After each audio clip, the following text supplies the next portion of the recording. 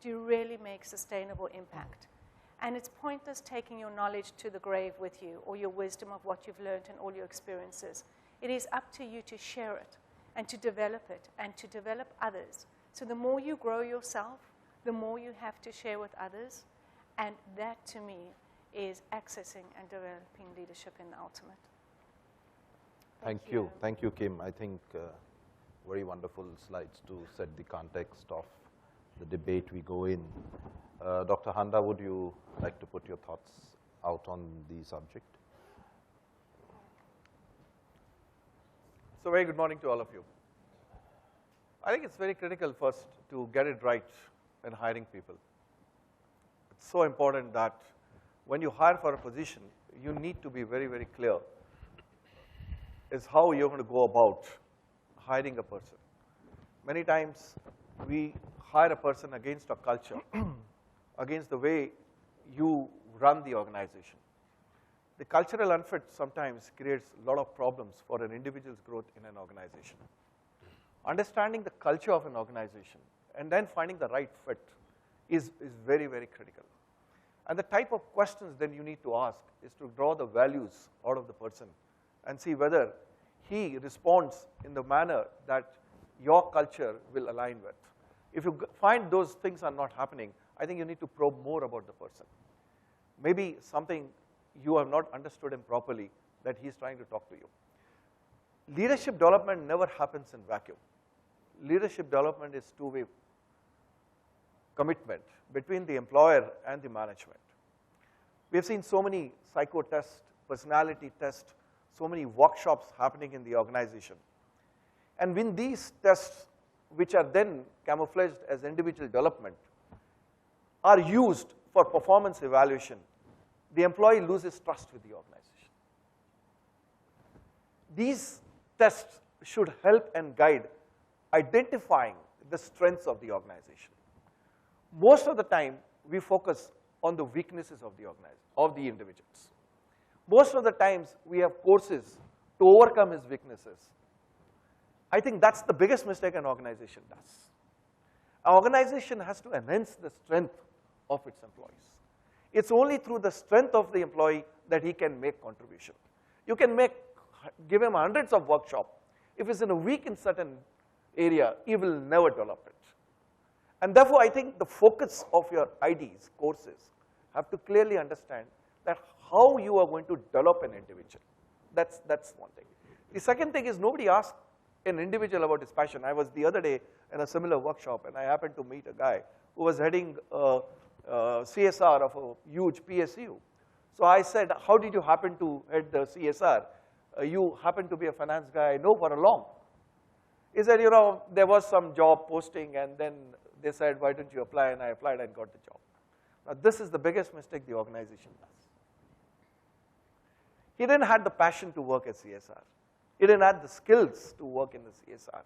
And if you don't have passions, you don't have skills, and you have a guy who's running the CSR, God bless the organization. You have to have both matched. And if you cannot match both, and you cannot find a way to identify this too, then you will never be able to develop people. I think I will just stop here for the time being. We're short of time and maybe give it to the other. Excellent thought, Dr. Handa. In fact, rather than God bless the organization, it's God bless the communities and the environment. So if you don't have a passion person leading CSR, Wilke, we'll come to you. Thank you. And take your thoughts on the subject. I think your remarks were perfectly appropriate, as were yours. I see leadership everywhere, especially in this room. I see passion in this room. One of the great cautions in speaking is to never speak for a long time before lunch or before dinner. So I'll make this very brief. I think leadership is in this room, and I think there are great ideas in this room. But the two have to be combined, and so frequently there are many with great ideas who do not have leadership skills. I come from Washington, D.C., where I'm part of an organization called the Global Good Fund. And we're unique in this aspect that we do not fund a cause. We do not fund a particular entrepreneurial vision, what we fund is leaders. We make an investment in the leader, both financially, but in ongoing training and support. So when we select young social entrepreneurs from all over the world, we financially support them, but we also train them, and we also pair them with mentors, experts in the field, people who have established their leadership skills and great experience, and they stay with that mentor for a year to 5 years. Not only that, we have developed assessment tools that I think are unique so that these leaders that are selected can be assessed. And we spoke about assessment as being very important, but assessment in a positive way in combination with mentorship. One of the reasons I think the world of corporate social responsibility and individual social entrepreneurs has grown so exponentially in the past few years is that so many of our political institutions have become diminished in those very same years. My background is law and politics, and for 10 years I worked in politics in Washington, D.C. And I've sat in the Oval Office of the White House and looked sort of with despair at how little gets done through traditional political and traditional organizations. So therefore, I really applaud the energy in this room and in this community to step into the vacuum, whereas our governments are not supplying our needs, but these people in this room, these people on this platform, these people in this community are fulfilling those needs. They are leaders, and they need to be developed, encouraged, and mentored. Thank you. Thank you. Thank you, Wilke. Tania, we'll take your points on the subject. Well, good morning, everybody.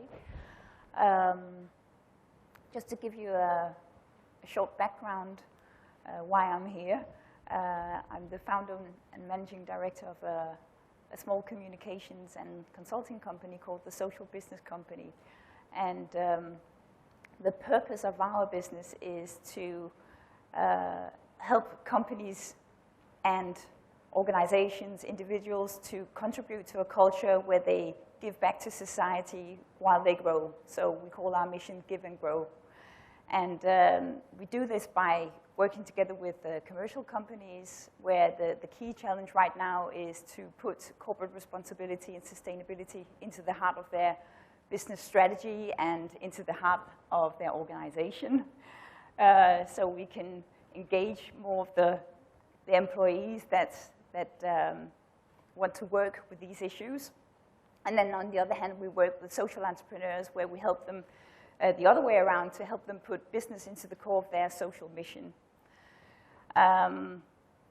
This whole new way of bridging society's needs with business needs is something that I wrote in a book a couple of years ago called The New Pioneers. Some years ago, it was translated into Thai, which was quite a surprise to me, to be quite honest, because Thailand was not on my social innovation radar. Is there anyone here from Thailand? No? Okay.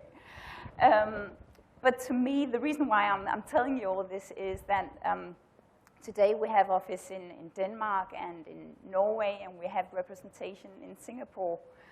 And the fact that the book was translated into Thai was just, one example of how small the world has become. And it's also an example of this global consciousness movement that is accelerating year by year.